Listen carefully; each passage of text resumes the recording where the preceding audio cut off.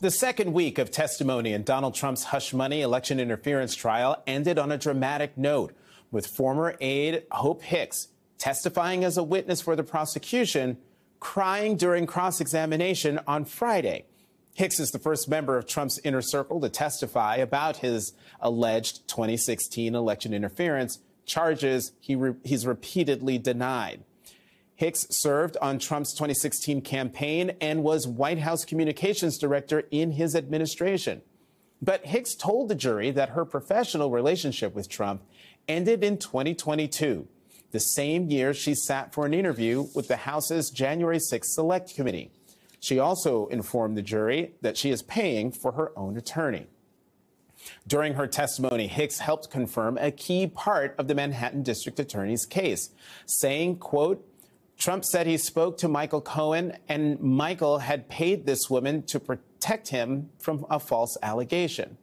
She says Trump told her Cohen acted on his own when he paid off Stormy Daniels. But Hicks also testified that Cohen didn't seem like the charitable type.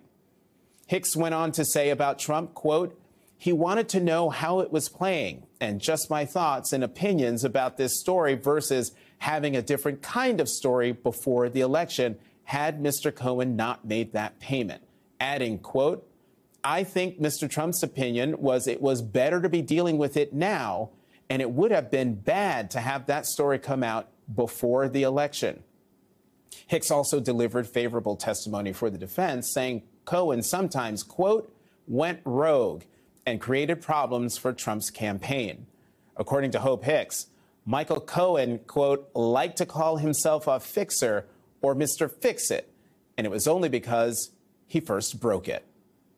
Joining me now, MSNBC legal analyst and former U.S. Attorney Barbara McQuade. She's a professor at the University of Michigan Law School and co-host of the hashtag Sisters in Law podcast. Her new book is Attack from Within, How Disinformation is Sabotaging America. Barb, thank you, as always, for coming to the Saturday's show. So, okay, Barb, am I making too much of Hope Hicks saying on the stand, quote, I think Mr. Trump's opinion was it was better to be dealing with it now, and it would have been bad to have that story come out before the election? That seems to get at the election interference argument the prosecution has been making.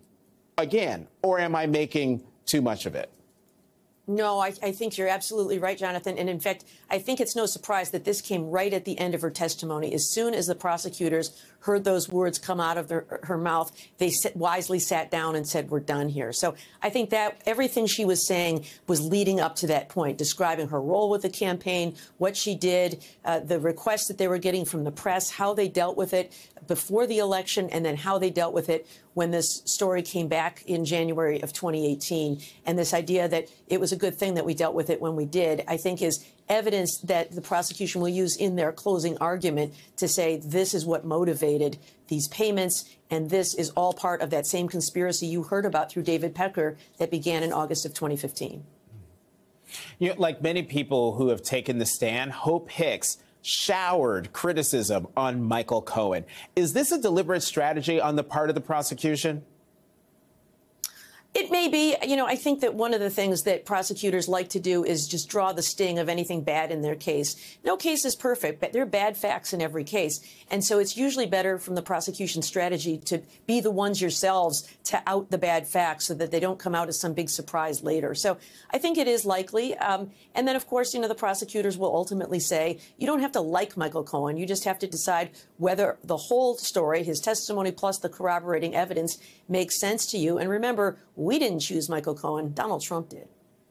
You know, Hope Hicks testified at length about the Access Hollywood tape, calling it a, quote, crisis for Trump's campaign. What was the significance of that part of her testimony? Well, I think it provides the incentive for Donald Trump to do what he is alleged to have done, which is to silence these additional allegations by Karen McDougal and Stormy Daniels right at the same time. So, you know, his campaign is really foundering at this moment when this comes out because of information there, the recording disparaging to women. And so if at the very same time voters now hear about Stormy Daniels and Karen McDougal, that could really have been the final nail in the coffin, perhaps, for Donald Trump's campaign. And so it became all the more important to silence them and to fulfill this conspiracy that David Pecker talked about. Hicks said she didn't remember attending the 2015 meeting where Trump asked National Enquirer publisher David Pecker to help sway the presidential election. Does that ding David Pecker's credibility at all?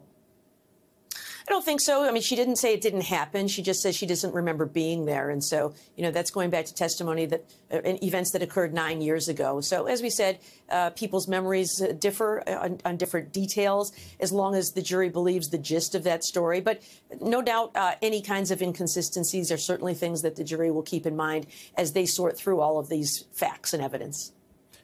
OK, we got less than a minute, but I got to squeeze in two questions for you, Barb. First, what impact might Hicks crying on the stand and her body language vis-a-vis Trump have on the jury?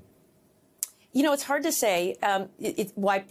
Testifying in court is a very intense experience, and so sometimes people break down. But it seems that she broke down right after that money line that we just discussed about how important it was that that story didn't come out before the election. And so it seemed one theory may be that she just felt very badly, that she knew she had just delivered some testimony that was perhaps very devastating to Donald Trump's case. And in one of his hallway rants, Trump claimed he wouldn't be able to testify because of the gag order. And Judge Merchan corrected him right quick on that one. Do you think Trump is starting to lay the groundwork to rhetorically get out of his assertion that he would testify on his own behalf? 100%. So saying that he wishes he could testify in court, but he can't because of the gag order. Number one, not true. The gag order only relates to statements made outside of court. Donald Trump is absolutely free to speak inside of court. And I thought Judge Merchan did a very good job of making sure the record was corrected in that way. But I'd be stunned if Donald Trump testifies. But I think it would be convenient for him to say, I wished I could testify, but I couldn't because someone else made it impossible for me to do so. Hey, Barb, you and I, but he ain't going to testify. Barbara McQuade, thank you very much, as always, for coming to the Saturday show.